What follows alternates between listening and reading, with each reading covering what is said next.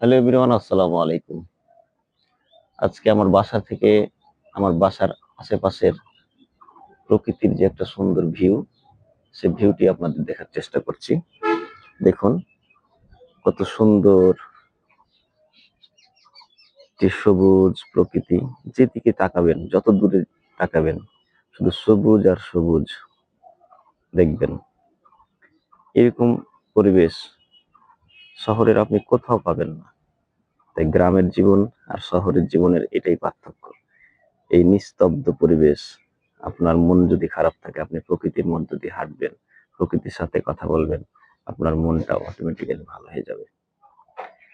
এই সুন্দর প্রকৃতির পাখির শব্দ, ফুল ফল, ফসল সবকিছু মিলে একটা অন্য রকম পরিবেশ, যে পরিবেশ